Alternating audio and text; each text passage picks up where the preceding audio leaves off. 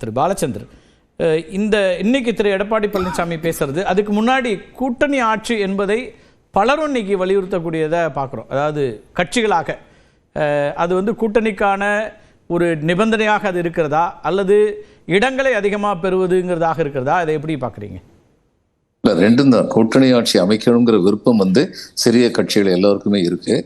ஆனால் இப்போதைக்கு உடனடியாக சாத்தியப்படாதனாலும் இந்த நிபந்தனை, இந்த வேண்டுகோளை அல்லது விருப்பத்தை தெரிவிப்பதன் மூலம் இன்னும் அதிகமான இடங்களை பெறலாம் நெகோசியேஷன்ல, ஒப்பந்தத்துல அப்படிங்கிற இதுவும் இருக்கு, உணர்வு இருக்கு. இப்ப தமிழ்நாட்டுல கூட்டணி அமைக்கிறதுக்கு என்ன கடினம்னு சொல்லி ரொம்ப சுருக்கமா சொல்றேன். மேற்கு வங்கத்துல ஒரு கூட்டணி லெஃப்ட் ஃப்ரண்ட் இருந்தது. ஏன்னா அந்த லெஃப்ட் ஃப்ரண்ட்ல எல்லாருமே வந்து ஒருங்கிணைந்த சமுதாய பொருளாதார கொள்கை உடையவங்களா இருந்தாங்க.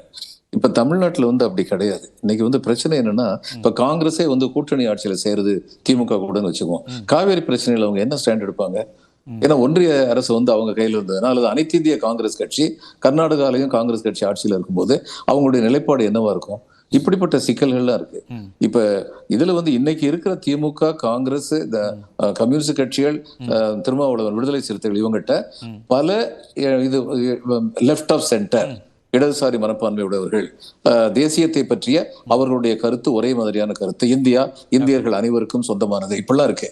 ஆனால் கூட்டணி ஆட்சின்னு வந்தா ஒரு குறிப்பிட்ட கொள்கையில வந்து திராவிட முன்னேற்ற கழகம் ஒரு இத கொள்கை முடிவு எடுக்கும் பொழுது இவங்க மந்திரி சபையில் இருந்தாங்கன்னா இவங்களுடைய முடிவு அதுக்கு எதிராக இருக்கும். இந்த சிக்கல்லாம் தமிழ்நாட்டுல இருக்கு.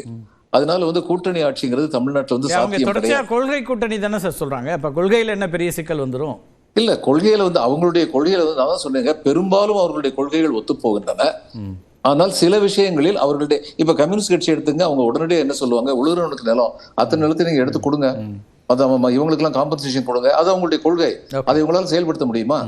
அப்ப இவங்க எந்த அளவுக்கு வந்து உலகிறவர்களுக்கு வந்து மரியாதை கொடுக்க முடியுமோ, சலுகைகள் கொடுக்க முடியுமோ, சட்டப்பூர்வமாக அங்கீகாரம் கொடுக்க முடியுமோ, அதையெல்லாம் செய்யறாங்க. 2 பத்தாண்டுகளுக்கு மேல மத்திய அரசாங்கத்துல அப்படியான கூட்டணி ஆட்சி சாத்தியப்பட்ட போது ஏன் மாநிலத்தில் ஆகாது? இல்ல, மத்திய அரசுல அப்படிப்பட்ட கூட்டணி ஆட்சி சாத்தியப்பட்ட போது உண்மையில என்ன நடந்ததுன்னா, சிறிய கட்சிகள் வந்து மாநில கட்சிகளாக இருந்தன. ஆனா இங்க சிறிய கட்சிகளாக இருக்கிறவை அனைத்து இந்திய கட்சிகளாக இருக்கின்றன. இந்த சிக்கல் இருக்கு தமிழ்நாட்டில் நீங்க கொண்டு வந்தீங்கன்னா. ஓகே, சரி. இன்னைக்கு திரு எடப்பாடி பழனிசாமி கூட்டணி குறித்த இறுதி முடிவு எடுக்கக்கூடியது என்னிடம் இருக்குது அப்படிங்கிற கருத்தையும் அழுத்தமாக பதிவு பண்ணியிருக்கிறாரு. இப்போ கூட்டணி ஆட்சியா அல்லது கூட்டணியில் யார் யார் இருக்கிறாங்க இதெல்லாம் பற்றின எந்த ஹேஷியங்களுக்கும் இடம் இல்லை, நாங்கள் முடிவு பண்ணிப்போம் அப்படின்னு ஒரு கருத்தாக சொல்கிறாரா?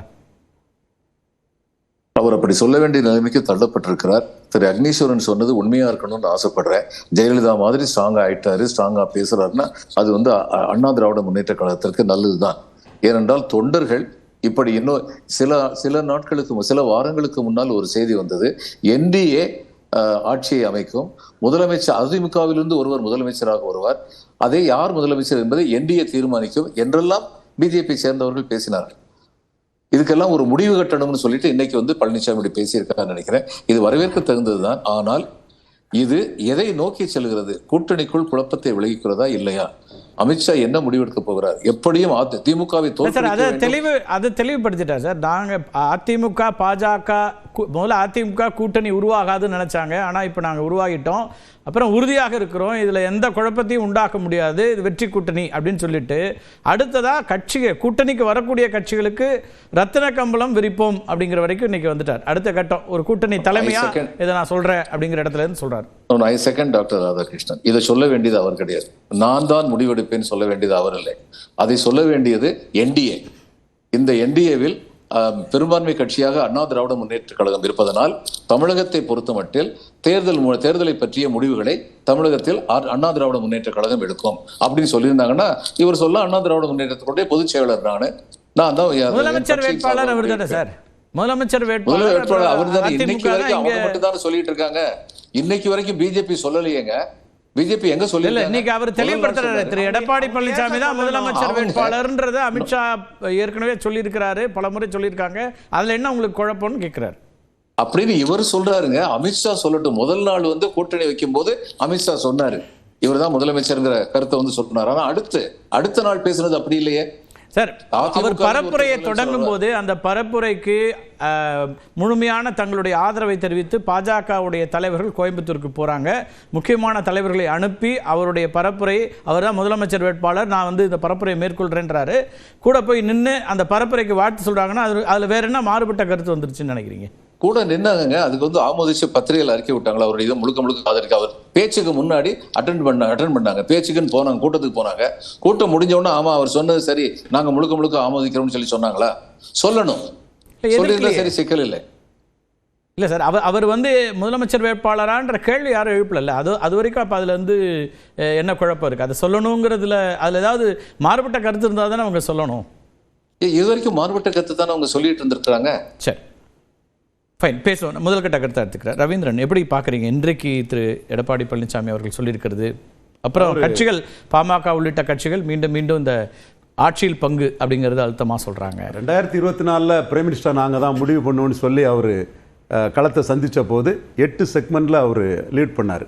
பரமத்தி வேலூர், தென் சங்ககிரி, சிதம்பரம் மக்களவைக்குள்ள ஜெயங்கொண்டாம், அரியலூர், விழுப்புரம் மக்களுக்குள்ள உளுந்தூர்பேட்டை, திருக்கோயிலூர், ப்ளஸ் அவருடைய எடப்பாடி, குமாரபாளையம், தங்கமணியோட குமாரபாளையம் 8 செக்மெண்ட்டில் லீட் பண்ணார்.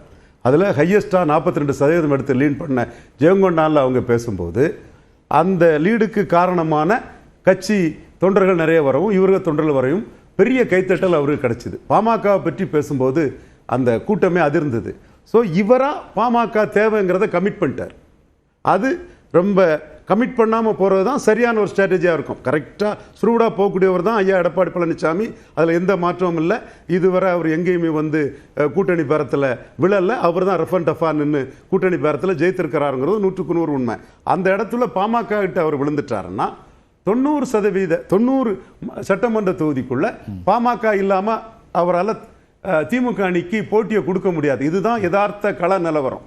இந்த கள நிலவரம் அவர் அறியாமலே மனசுல இருந்து என்டிஏக்குள்ள பாமக இருக்காங்க, பாமக நம்ம கிட்ட வருவாங்கன்னு சொல்லும்போது எல்லாரும் பார்த்துருப்பீங்க. மிகப்பெரிய ஆர்ப்பரிப்பு அந்த கூட்டத்தினர் காட்டினாங்கிறதும் தெள்ள தெளிவாகவே தெரிந்த ஒரு விஷயம்.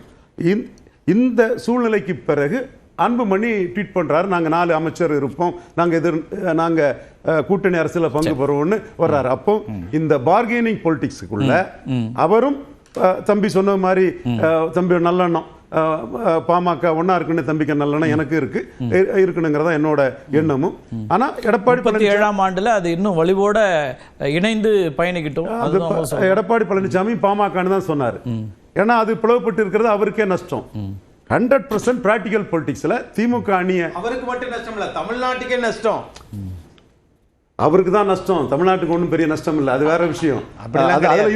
அது வேற விவாதம். வண்ணார் நாவிதர் அதுக்கெல்லாம் நான் வேண்டாம், இப்போ அதெல்லாம் தேவையில்லை. அவங்க ஃபைட் பண்றது அவங்க கரெக்டா இருக்கிறாங்க. அது வந்து அதிமுக கூட்டணிக்கு அவங்க இல்லைன்னா சீட் கன்வெர்ட் ஆகாது. அதுதான் உண்மை நிலைமை. அப்போ சீட் கன்வெர்டபிலிட்டிக்கு பாமக பாமகக்கு வேற என்ன ஆப்ஷன் இருக்கு? இதேதான் ஆஃப் ஃபுல் ஆஃப் எம்டி. எடப்பாடிக்கு என்ன ஆப்ஷன் இருக்கு 90 தொகுதியில? பாமக என்ன ஆப்ஷன் இருக்குன்னு சொல்லக்கூடிய கார்த்திகை செல்வம் கருத்தை நான் மதிக்கிறேன். எனக்கு எந்த முரண்பாடும் இல்லை. அவங்களுக்கும் பெஸ்ட் ஆப்ஷன் எடப்பாடி பழனிசாமி தான். எடப்பாடி பழனிசாமிக்கு வேற ஆப்ஷன் இல்லை. பாமகவுக்கு இன்னைக்கு என்ன பண்றாங்க, 10.5 வச்சு நாங்க போவோம்னு அதை திரட்டுறாங்க. தனிச்சே 10.5 திரட்டுறாங்க. அது ஒரு ஷோ. அன்பு விஜயும் ஒரு ஆப்ஷனா ஓபன் பண்றாங்க. ஆப்ஷனை தான் பிரியாரிட்டி இல்லை அவங்களுக்கு. பிரியாரிட்டி இது அதிமுக தான் அந்த பகுதியில்